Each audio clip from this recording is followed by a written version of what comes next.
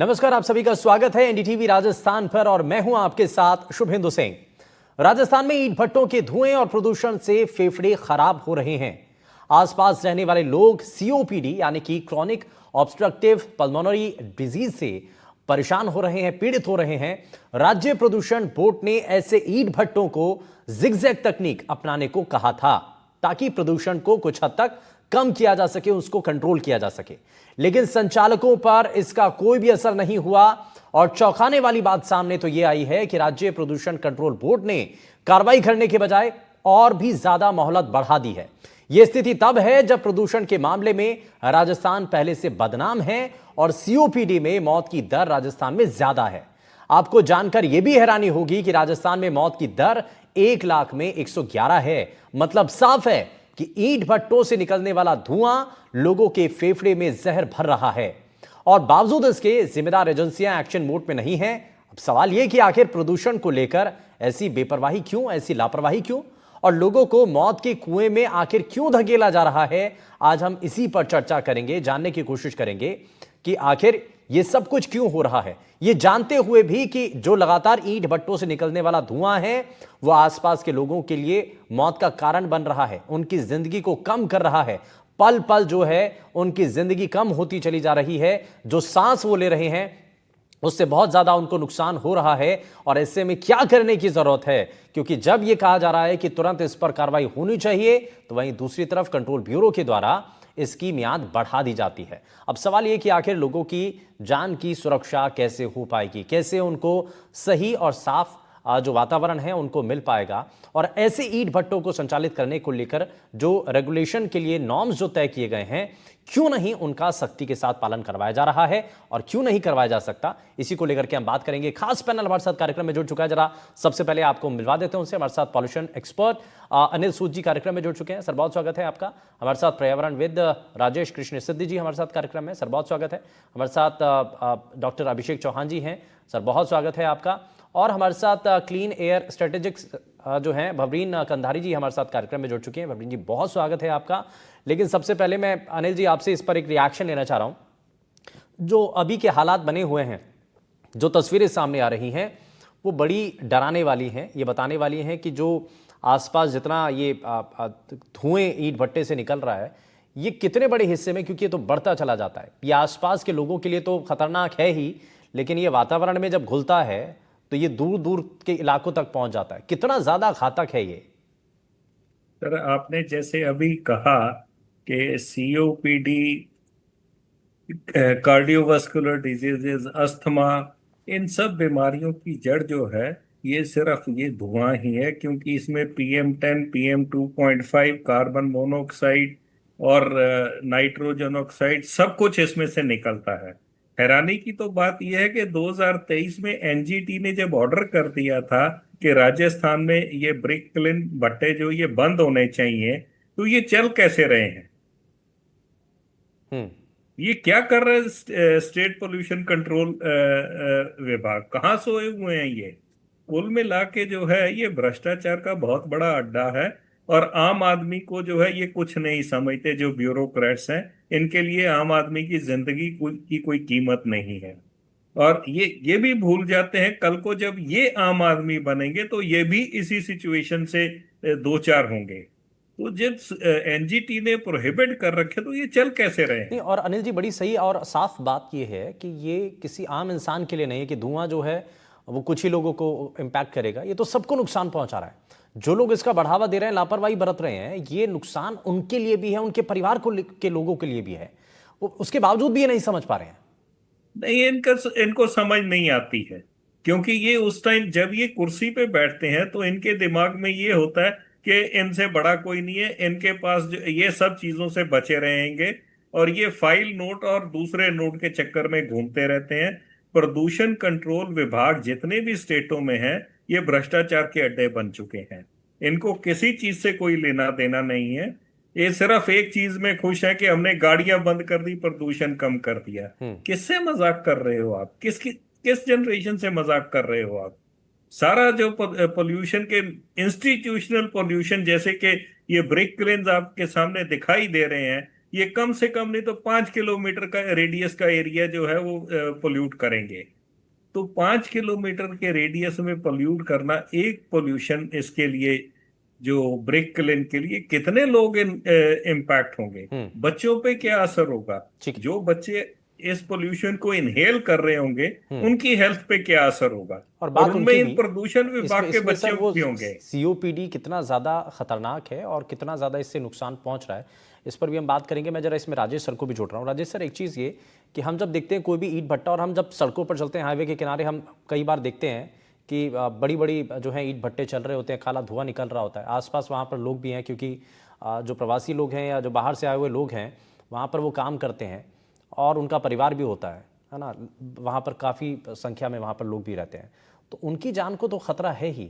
वो लगातार तिल तिल करके वो कैसे उनकी ज़िंदगी कम हो रही है शायद किसी को नहीं पता। लेकिन ये रिपोर्ट हैरान करने वाली है। ये बताती है कि आसपास जो रहने वाले लोग हैं, जहाँ पर भी ईंट भट्टे चल रहे हैं, उनके लिए कितना ज़्यादा खतरा है ये। अरे बहुत बढ़िया, अभी सूद साहब ने एक बहुत बढ़िया बात कही कि ये जो पोल्यूशन कंट्रोल बोर्ड जो बना हुआ है, ये केवल भ्रष्टाचार के अड्डा बना हुआ है।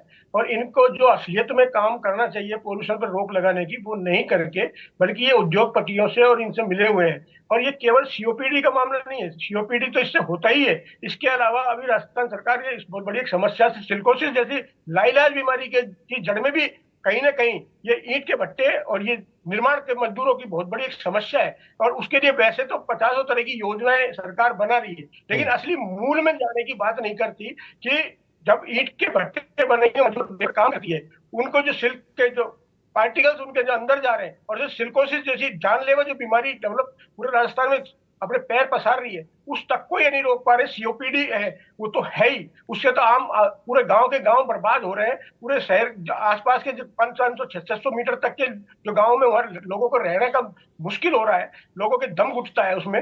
और उस दम घुटने के बाद उसकी जब लगातार लोग शिकायतें भी करते हैं, लेकिन कुछ नहीं करते। केवल और केवल एक काम करते हैं, जब केवल सर्दी आती है, भोग पड़ता है, तब केवल ग्रेप 2 ग्रेप 3 का नियम लगा करके लोगों को बंद करके केवल लोगों को, मजदूरों को परेशान करने का, आम और धंधों को बंद करने का काम करते हैं।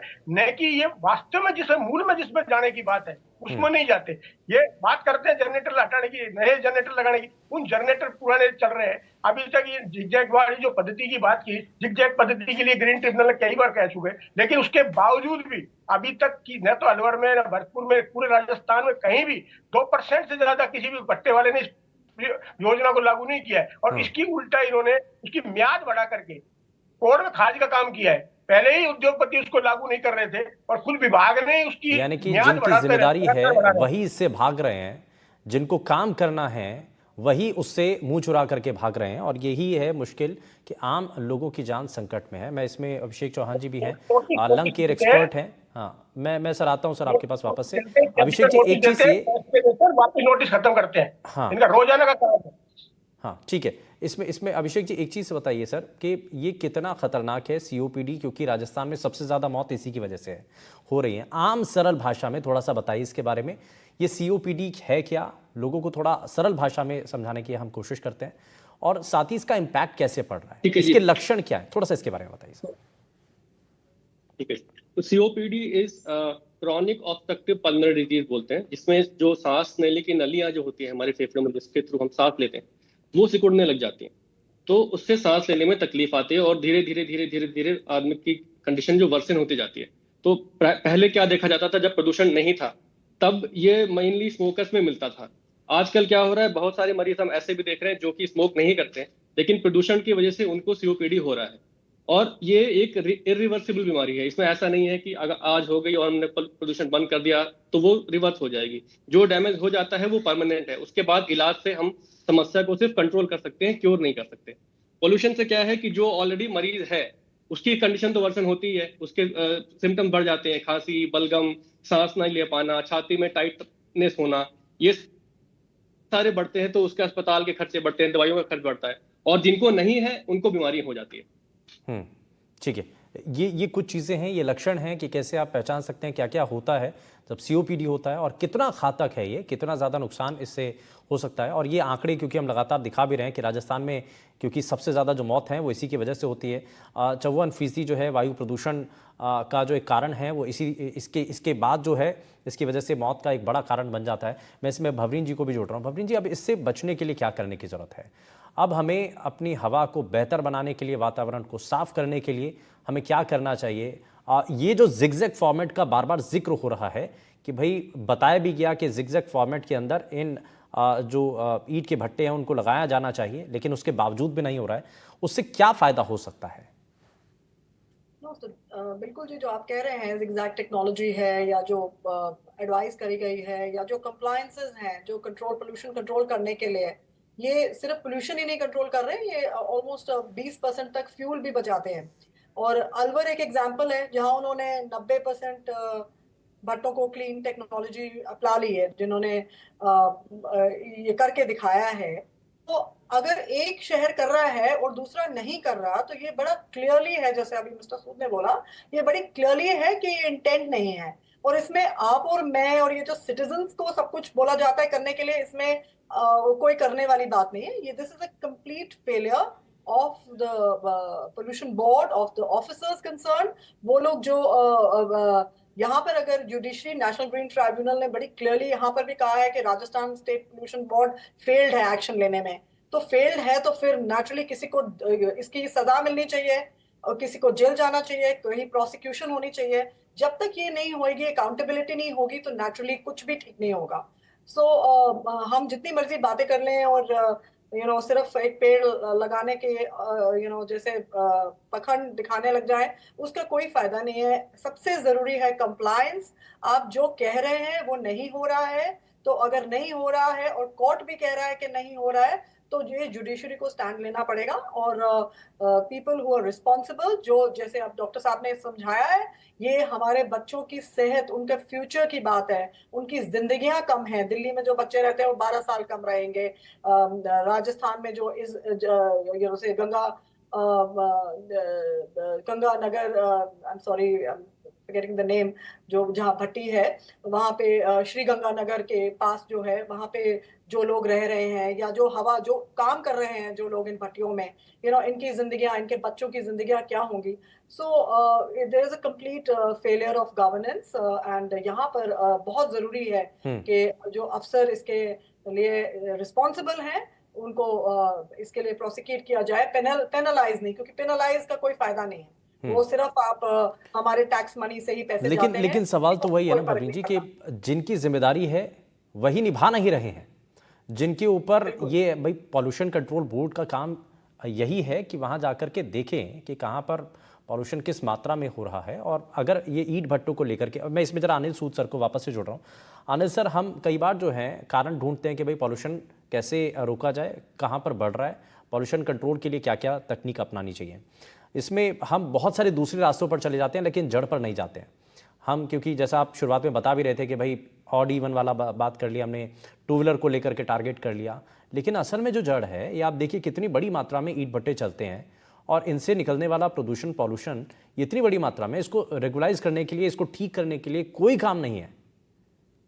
सर ऐसे है कि आपके स्क्रीन पे एक भट्टों के साथ साथ मैं एक जहाज को भी देख पा रहा हूँ। एक जहाज भी उड़ता हुआ नजर आ रहा है। क्या आप सोच सकते हैं कि एविएशन का पोल्यूशन हिंदुस्तान में असेस नहीं होता?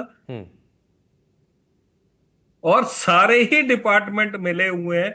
और अनफॉर्चुनेटली मेरा एक्सपीरियंस ये रहा है कि जब एक्शन लेने की बारी आती है ब्यूरोक्रेट्स के ऊपर, मेरे को नहीं याद आज तक किसी ब्यूरोक्रेट के ऊपर कोई एक्शन हुआ हो कि हमने डायरेक्शन दी थी, तुमने इंप्लीमेंट नहीं करी, इसके लिए तुम्हें ये सजा दी जाती है। चाहे वो हाई कोर्ट है, चाहे वो एनजीटी है, चाहे सुप्रीम कोर्ट है।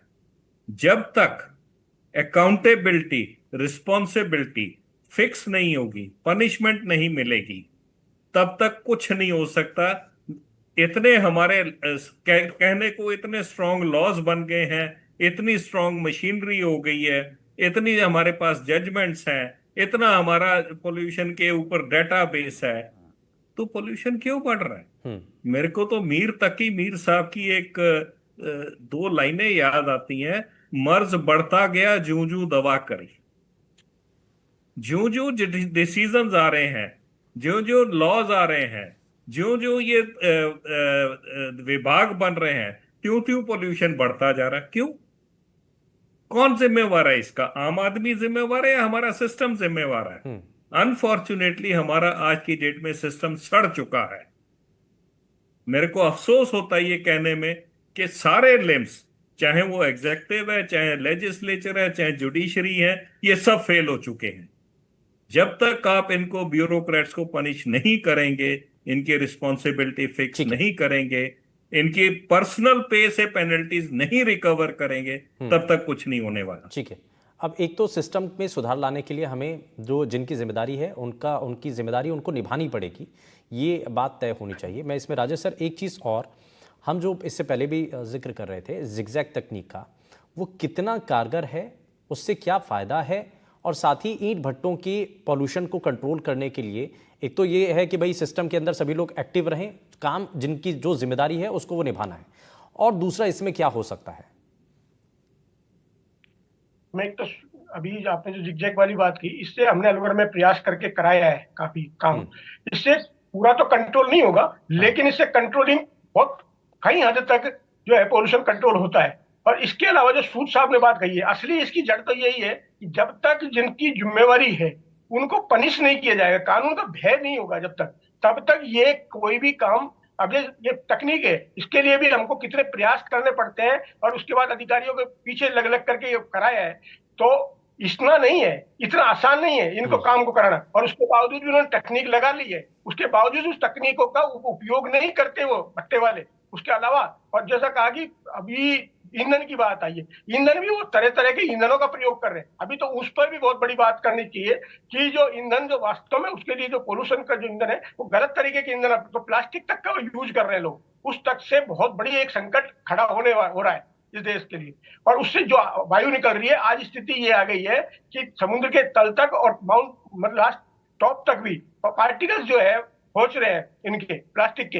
ये देश जो हमारे सेहत के लिए बहुत बड़ा खतरा है। इस खतरे को जब तक हम नहीं समझेंगे, उस खतरे का एक ही इलाज है कि कानून का भय हो और उसको सख्ती से पाल लो। कानून बहुत है, लेकिन उस कानून का भय नहीं है। और केवल जैसा इन्होंने साहब ने कहा कि नए कानून और नए अधिकारी जैसे जैसे बढ़ते जा रहे हैं, उल्टा उसकी समस्याएं बढ़ती जा रही है, मर्ज बढ़ रहा है दवा की वजह। तो इस तरह से ये पोल्यूशन के जो अधिकारी हैं, इन पे अंकुश लगाए बिना काम नहीं चलेगा। ठीक है, ठीक है। यानी कि एक तो अंकुश लगाना है, और दूसरा हमें जो टेक्नोलॉजी है या जो तकनीक है, हमें सही सटीक तरीके से काम करने की इस पर जरूरत है। अभिषेक जी, एक चीज़ ये कि हम क्योंकि देख रहे हैं कि सांस संबंधी बहुत सारी परेशानियां इस वक्त आ रही हैं।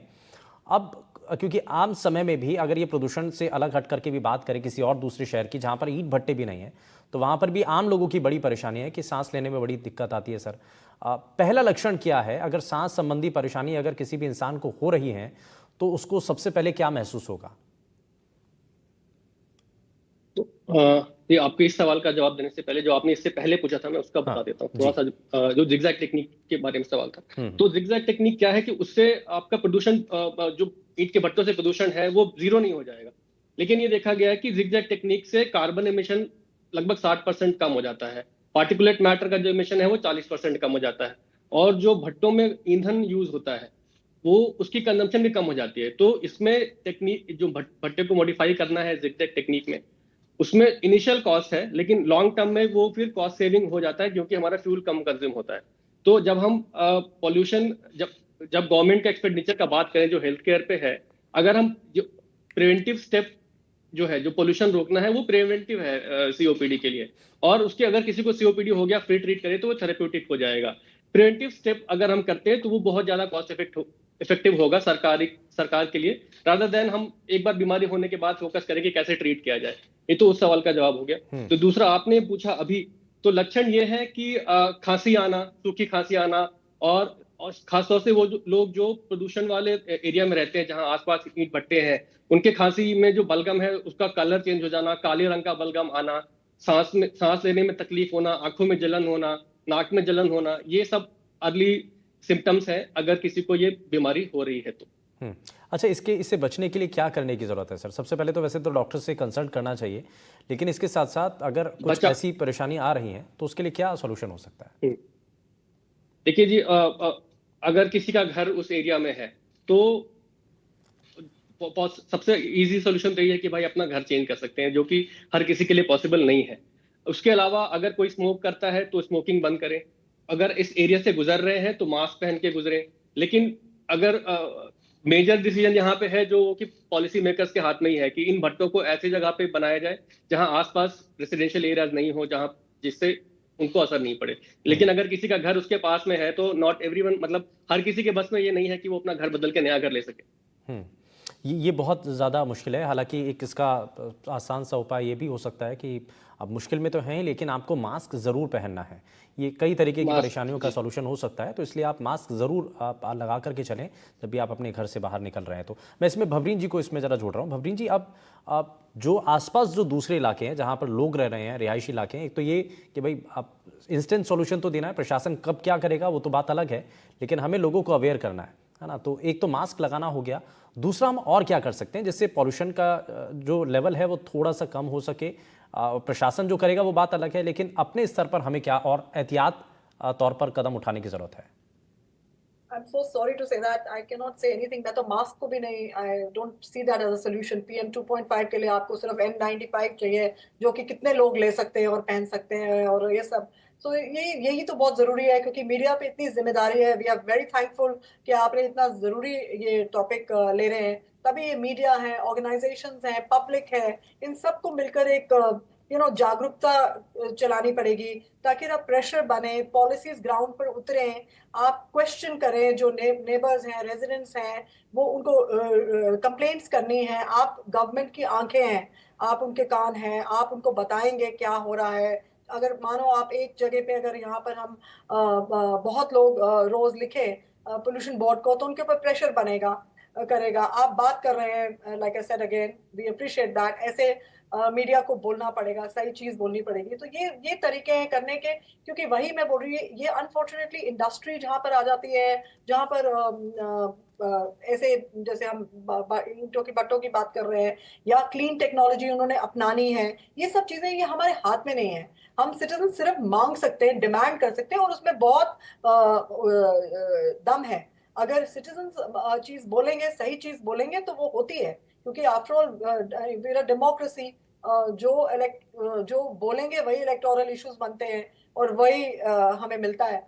सो अगर हम सही चीज मांगेंगे, सेहत मांगेंगे, हम साफ हवा मांगेंगे, हम मांगेंगे कि भट्टों में क्लीन टेक्नोलॉजी चाहिए। मैंने आपको अभी भी बताया, अलवर ने बहुत बढ़िया तरीके से इसको इम्प्लीमेंट किया है। तो एक, इट्स नॉट इवन, मैं दूसरी स्टेट की बात नहीं कर रही, उसी स्टेट का शहर है, तो वो बाकी शहर में रेप्लिकेट हो रहा। तो ये तो अब जैसे अब ये है, देखकर बहुत सारे जो अथॉरिटीज हैं, उनको ये नेचुरली शर्मिंदगी होनी चाहिए, और देखना चाहिए कि वहाँ क्या सही हो रहा है और यहाँ का गलत हो रहा है। So it's as simple as that. ये बहुत बहुत ज़्यादा सीखने की ज़रूरत भी है राजेश सर। इसमें हमें तुलना भी करना चाहिए कि कहाँ पर अगर अच्छा हो रहा है, बड़ा अच्छा कहा भवरीन जी ने कि भाई हमें ये भी एनालाइज करने की ज़रूरत है, ये समझने की ज़रूरत है कि अगर कोई किसी जगह पर ईंट भट्टों को लेकर, पॉल्यूशन कंट्रोल को लेकर के कुछ अच्छा काम हो रहा है, तो वहाँ से हम सीखें, हम अपनी जगह पर इम्प्लीमेंट करें। क्योंकि वही अगर वातावरण, एटमॉस्फेयर वैसा ही बना हुआ है, वैसी ही परिस्थितियाँ हैं, तो काम आ सकता है। इसी में ही एक्टिविस्ट काम कर पाते हैं। जागरूकता जो भवनी जी कही, वही बात है। अलवर में इसके लिए एक अभियान चलाया गया था, क्रैशर्स पे भी और भट्टों के लिए भी, और उसका ही परिणाम है जिसका हमको कुछ रिजल्ट दिखने लगे हैं। उसके अलावा कभी हमारा एक नया अभियान है जो जनरेटर्स के वाला जो है, उसमें भी एक अभियान चलाया हुआ है हमने।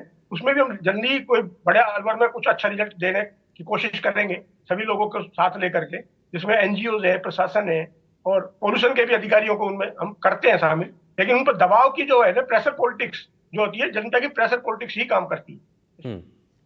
ठीक है, इसमें अभिषेक जी जरा जल्दी से एक रिएक्शन और मैं आपसे लेना चाह रहा हूं कि जब ऐसी कोई कंडीशन आ जाती है, सांस लेने में जब परेशानी आ रही है या पॉल्यूशन के आसपास आप घिरे हुए हैं, तो अचानक से क्या आपके शरीर के ऊपर इम्पैक्ट दिखाई देने लगता है?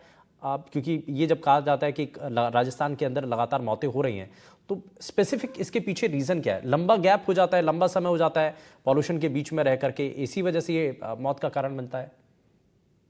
जी, जितना जो ड्यूरेशन ऑफ एक्सपोजर जिसको बोलते हैं, जितना लंबा एक्सपोजर है, बीमारी उतनी ही गंभीर हो जाती है। और उसके बाद अगर कोई मरीज 10 से 15 साल ऐसे माहौल में रह चुका है जहाँ पे इतना ज्यादा पोल्यूशन है, तो बीमारी तो उसको हो जाएगी। और उसके बाद अगर उसने पोल्यूशन उस एरिया से चला भी गया, दूसरी जगह रहने लगा, उसके बाद भी जो उसको बीमारी हो चुकी है वो रहेगी, वो जाने वाली नहीं है। ये इरिवर्सिबल कंडीशन होती है सीओपीडी या और सिलिकोसिस जिसको बोलते हैं। तो इसमें एक बार होने के बाद अगर पोल्यूशन बढ़ता है तो सिम्टम्स बढ़ते जाते हैं, खांसी अब आती जाएगी, बलगम आएगा, सेकेंडरी इन्फेक्शन हो जाता है, इससे निमोनिया हो जाता है, फिर बार बार अस्पताल जाना, दवाइयों का खर्च, वो सारा का सारा कॉस्ट ऑफ लिविंग बढ़ता जाता है और क्वालिटी ऑफ लाइफ बिल्कुल डिमिनिश होती जाती है।